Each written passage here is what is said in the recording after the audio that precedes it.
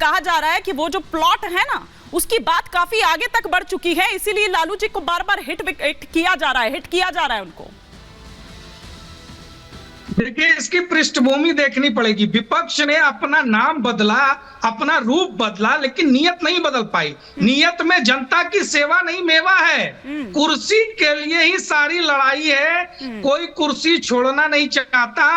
जिनकी चर्चा हो रही है, उस गठबंधन में एक अनार और 100 बीमार हैं। और आज इंडी छोड़ो यात्रा की शुरुआत हो चुकी है। ममता बनर्जी जी ने इसकी शुरुआत की, उन्होंने ऐलान कर दिया अकेले लड़ेंगी। फिर भगवंत मान ने ऐलान कर दिया अकेले लड़ेंगी। आप पिच छोड़ के क्यों जा रहे हैं? आपको पता है मैं किस पिच की और किस प्लॉट की बात कर रही हूँ, तो बता दीजिए ना, आप क्यों जा रहे हैं?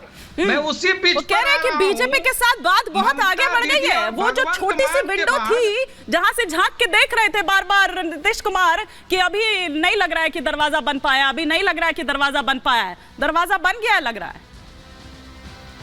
देखिए, निश्चित रूप से आप देख लीजिए कि इंडी अलायंस के जो सूत्रधार थे, झटके पर झटका लगातार वो दे रहे हैं। अब इंडी अलायंस को सोचना है कि उसका भविष्य क्या है। एक तरफ राहुल गांधी की भारत छोड़ो यात्रा चल रही है, कहीं वो राहुल गांधी के लिए भारत छोड़ो यात्रा ना बन जाए। जिनके लिए देश से पहले पार्टी है, पार्टी से पहले परिवार है, उनके साथ यही हसरो होना है। जनता सारी सच्चाई। आप मेरा सवाल सुन नहीं पाए या समझ नहीं पाए? नहीं, आप सवाल करिए, मैं तो अपने हिसाब से उत्तर देने का प्रयास कर रहा हूं। ये आपने अच्छा बोला, ये आपने अच्छा कहा कि सवाल आप कीजिए, उत्तर तो मैं अपने हिसाब से दूंगा। ये बहुत अच्छा था। एक बड़ी खबर इस वक्त आ रही है, फिर मैं स्टूडियो के मेहमानों का रुख करती हूँ। सुशील मोदी ने नीतीश की तारीफ की है। नीतीश कुमार वंशवाद पर खुलकर बोले हैं, ये सुशील मोदी ने कहा है। और आप देखिए कि किस तरह से चीजें बदल रही है। वो पलटू राम से अब नीतीश कुमार की तारीफ भी होने लगी है। ये कुछ कह रहा है क्या समीर जी? निश्चित रूप से देखिए हिमानी जी, नीतीश कुमार ने कभी भी परिवारवाद को बढ़ावा नहीं दिया, कभी भी भ्रष्टाचार नहीं किया। बिहार की राजनीति में सुशासन बाबू कहलाते रहे। कभी जंगल राज उन्होंने चलाया नहीं, भाजपा के साथ मिलकर सुशासन उन्होंने चलाया। और आप देखिए, कल ही उन्होंने कहा था, कर्पूरी ठाकुर को जब भारत रत्न दिया गया तो नीतीश कुमार ने कितना अच्छा कहा था। उन्होंने कहा था कि कर्पूरी ठाकुर ने अपने परिवार को आगे नहीं बढ़ाया, कुछ लोग अपने परिवार को आगे बढ़ाना चाहते हैं। और आज उसके काउंटर करते हुए आपको मालूम है कि रोहिणी जी ने, लालू जी की बेटी ने एक ट्वीट किया था। बाद में जब मामला गर्म हुआ तो उन्होंने वो ट्वीट को डिलीट कर दिया।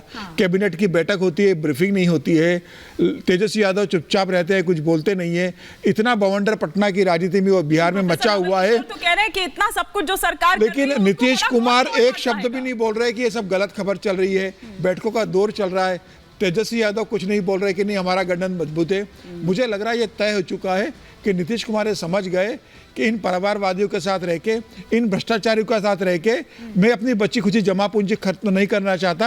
और मुझे अगर चुनाव में जीतना है, बिहार में बने रहना है, तो मुझे वापस भारतीय जनता पार्टी के पास जाना होगा। और ये तय है। आप देखिए, जिस दिन 30 तारीख को राहुल गांधी जब बिहार की में जाएंगे, उनकी रैली होने वाली है किशनगंज के अंदर 30 तारीख को। वहाँ नीतीश कुमार जा नहीं रहे। 31 तारीख को शायद नवादा में पूर्णिमा में रैली है, उस दिन भी नीतीश कुमार नहीं जा रहे हैं। मुझे लग रहा है जिस दिन राहुल गांधी के कदम बिहार में पड़ेंगे, उसी दिन से और मैं घोषणा कर देंगे। जयराम विप्लव जी से मेरा तो प्रश्न ये है, भारतीय जनता पार्टी के साथ जा रहा हूँ। क्या मोदी मैजिक, फेस मोदी, मोदी चेहरा, मोदी का जादू क्या कमजोर पड़ गया है कि आप फिर से नीतीश कुमार जी के पास जा रहे हैं? आप तो बड़ी बड़ी बातें कर रहे थे, मोदी जी के नाम पे हम तो चुनाव जीतते हैं, मोदी जी के नाम पे चुनाव लड़ रहे हैं। अरे आप क्यों नहीं इसी तरह से आपने क्यों उनको नाराज किया? वो तो नहीं, देखिए जी, लोकतंत्र है, लोकतंत्र है, जिसको कल नाराज होना हो आपको निभानी चाहिए थी। सुन लीजिए जी, भूमिका नहीं निभा पाए आप। बिल्कुल ना निभा पाए। हम मीठी मीठी बात नहीं करते हैं। अच्छा, लोकतंत्र है, सबकी अपनी मर्जी है। राहुल गांधी इंडिया अलायंस का, ओबीसी के आरक्षण का, कास्ट सेंसस का, 5 न्याय की बातें जो राहुल जी ने कल करी हैं, पिछड़ों को, दलित महिलाओं को, एजेंडा है, उसको लेके आगे चलेंगे। जिसको साथ रहना है साथ रहे, जिसको भारतीय जनता पार्टी के साथ, एनडीए के साथ जाना है, उसका धन्यवाद है। वो यहाँ तक साथ चला, उसके लिए धन्यवाद है और उनकी शुभकामनाएं हैं। जयराम विप्लव जी, हम कोई ऐसा नहीं है कि कांग्रेस पार्टी ने कभी किसी को ईडी सीबीआई से डरा के धमका के अपने साथ रखा हो। अच्छा, बड़े ये मजेदार तो राष्ट्र निर्माण में जो साथ आना चाह रहे हैं, जवाब बड़े बाकी मजेदार आ रहे हैं। दोनों पालों से एक ही जैसे जवाब आ रहे हैं। जवाब दे दो ना कि जगदीश शेट्टर जो आ गए भारतीय जनता पार्टी में, क्या ईडी के डर से आए क्या? और ईडी के तो डर से आए ही हैं वो बेचारे। ठीक है प्रेम जी, आपने बताया स्वयं स्वीकृति कर ली। प्रेम जी, लेकिन नीतीश जी के लिए कहा जाता है कि ऐसे सरप्राइजिंग लीडर हैं कि उनको अगर समझना है तो उनके संकेतों को आप समझिए कि वो संकेतों में किस तरह की बात करते हैं। वो जब भी कुछ करने वाले होते हैं, जब भी पाला बदलने वाले होते हैं, तो वो संकेत इस तरह से दे देते हैं। और यहाँ पर भी उन्होंने वो संकेत कई बार पहले दिए, लेकिन शायद उनके एलाय समझ नहीं पाए। देखिए, मैं ये कहूँगा कि झूठी खबर और झूठ फैलाने में इंडिया नंबर 1 बन चुका है। और इसका कारण यही, हर रोज आने वाली खबर, चाहे बीजेपी के आईटी सेल से हो या फिर बड़ी स्क्रीन से हो, कि हर दिन आती है नीतीश छोड़ रहे हैं, नीतीश जा रहे हैं। जो भी घटनाक्रम है, इसने भारतीय जनता पार्टी को एक्सपोज कर दिया है। जयराम विप्लव जी के कथन हमें बार बार याद आते हैं, जो कहते थे कि नीतीश की क्रेडिबिलिटी चली गई, हम तो कभी उनको लेंगे ही नहीं, हम लेंगे नहीं तो वो आएंगे कैसे, ऐसा बोला करते थे। और अब जबकि कोई जा नहीं रहा है, लेकिन हवा जो क्रिएट है उसी में ये लोग एक्सपोज हो रहे हैं। इधर झूठ का कीर्तिमान बन रहा है देश में। नीतीश जाने वाले नहीं है, गठबंधन इंटैक्ट रहने वाला है, लेकिन ये लोग एक्सपोज हो गए कि हम ललायित हैं नीतीश कुमार को अपने पास लेने के लिए। और ये जो लालू जी की पार्टी के बीच में जो चल रहा है, इसे आप किस तरह से देखते हैं प्रेम जी? ये वो उसी झूठ का जिसके कारण पूरे दुनिया में इंडिया का नंबर 1 पोजीशन हुआ है, उसी झूठ का ये हिस्सा है, जिस वजह से हर दिन झूठ। और नीतीश कुमार जी कुछ भी करें ना तो अरे अब वो एनडी गठबंधन में जा रहे हैं, एनडीए में जा रहे हैं, इधर छोड़ रहे हैं, उधर चल। अरे क्यों चिंता भैया, आप तो राम लहर से जीत रहे थे। इसलिए क्योंकि देखिए, जो बैठक शाम 7:30 बजे होने वाली थी, सुनिए ना सर, 7:30 बजे जो बैठक होने वाली थी वो अब और 1 घंटा पहले वो प्रीपोन कर दी गई है सर। शाम 6:30 बजे अमित शाह की बैठक होने वाली है। और साथ ही साथ आपको बता दें कि सम्राट चौधरी से मिलेंगे 6:30 बजे। जो पहले 7:30 बजे का वक्त था, वो अब 6:30 बजे का वक्त। ये इस वक्त बड़ी खबर आ रही है। जेपी नड्डा से भी मिलेंगे सम्राट चौधरी, ये इस वक्त बड़ी खबर आ रही है। तो जेपी नड्डा से मुलाकात करेंगे और अमित शाह से भी मुलाकात करेंगे। जयराम विप्लव जी, ये हलचल क्यों इतनी? ये राम लहर पे भरोसा नहीं रहा क्या?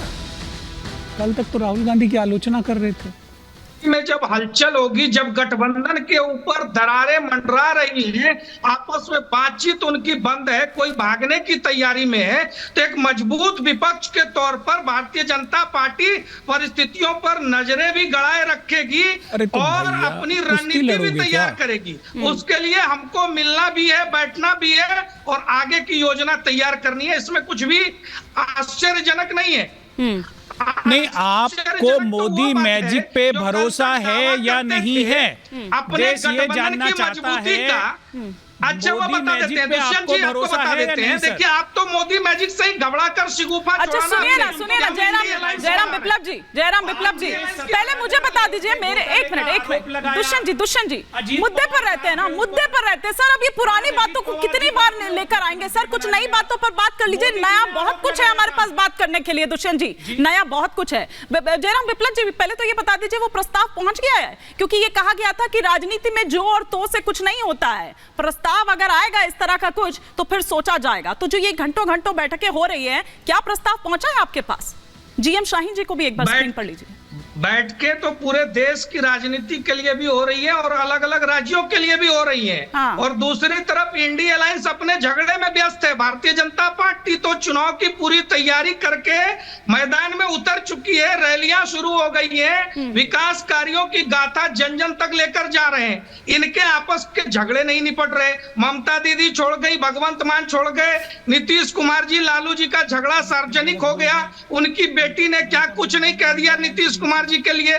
तो अब सवाल उनसे पूछने की आवश्यकता है जो कह रहे थे कि मोदी जी के अच्छा, आपसे पूछने की आवश्यकता नहीं है। जो आपने कहा था कि दरवाजे बंद हैं और कोई इसके स्कोप नहीं है, वही तो मैं कह रही थी सर। वो क्या प्रस्ताव आप तक पहुंचा है? फिर मैं जीएम शाहीन जी से पूछूं अगर आप नहीं बता रहे हैं तो, या फिर आप उसी ट्रैक पर हैं कि सवाल आप कुछ भी पूछिए, जवाब तो मैं अपनी मर्जी से ही दूंगा।